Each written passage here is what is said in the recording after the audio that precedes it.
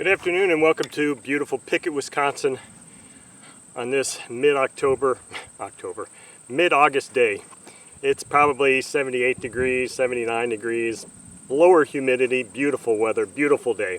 So today I'm running a customer's engine once again, another evaluation run of this Saito FA-180 engine. Rick, this is the second run of your engine. This time I've got your exhaust on here just to test and see if that makes any kind of difference at all. Now I'll take some pictures of this exhaust. It's a standard slimline aftermarket exhaust that has pit style that has two outlets. But I needed to get some screws for it, so that's why I didn't have it with me the first time. And Rick was saying that he was running this with the prop that came with the engine when he bought it, which was an 18.6, which is the upper size listed in the Saito manual for this engine. I thought I had an 18.6 prop, but I don't. I have an 18.8, which I think would be a little bit too much. So I've got the next best thing, which is a 17.8, which should be approximately equivalent to an 18.6 in load on this engine. So we're going to run this engine with a 17.8 Zor prop, this whatever slimline, I guess it's called, aftermarket exhaust, and some 7% nitro fuel with the same OSF glow plug as I ran on it the other day.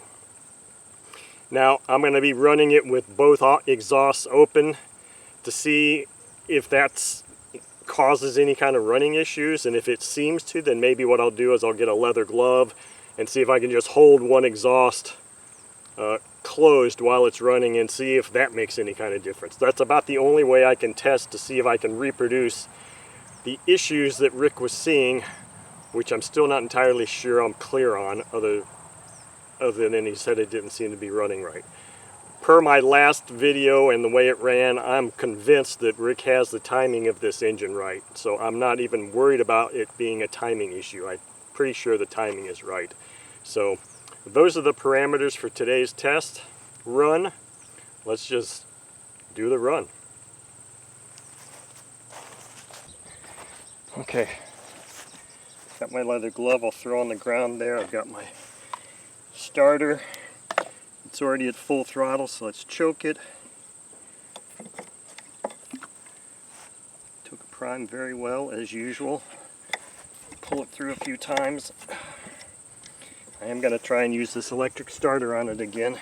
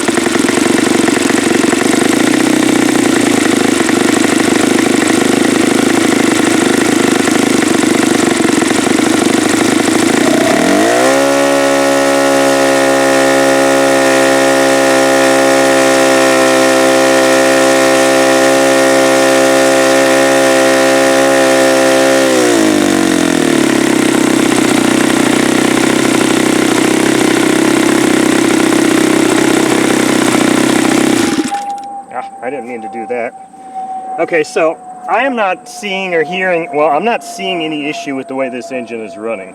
Now, it just shut down because I think it doesn't have a throttle stop screw, and I think I closed it too much there.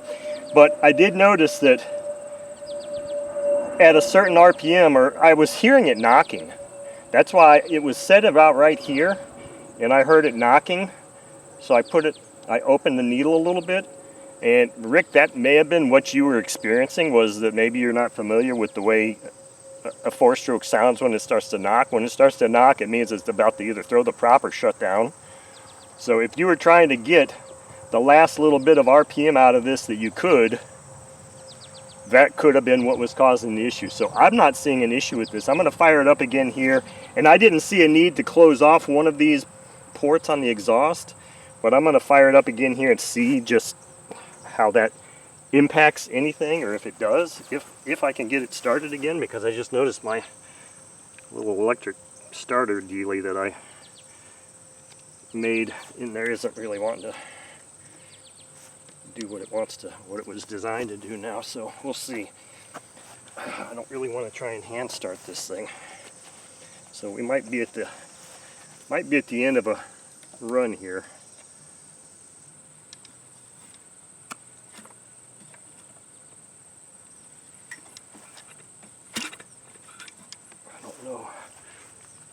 This is going to want to engage in there now, since it threw all of my stuff out. Yeah.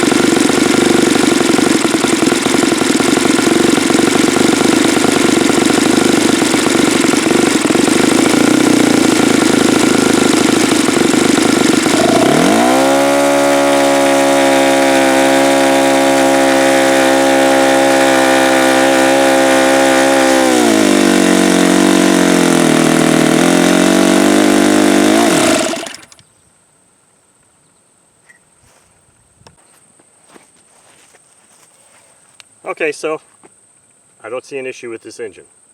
It seems to run just fine to me, and it just seems to run just fine to me. Now there were a couple of times there where I actually closed off the lower port of this exhaust, and immediately you could tell when I was doing that because it immediately started to not run properly. So apparently, if this is a slimline exhaust, they designed it pretty well because it's breathing the way it should and it's operating fine with both exhausts open. So Rick, I don't know what to tell you. It seems to run fine to me. I think, like I said, after I accidentally shut it down the first time there, that maybe what you were experiencing was you were just simply leaning the high-speed needle out too much and weren't familiar with how a four-stroke sounds when it starts to knock.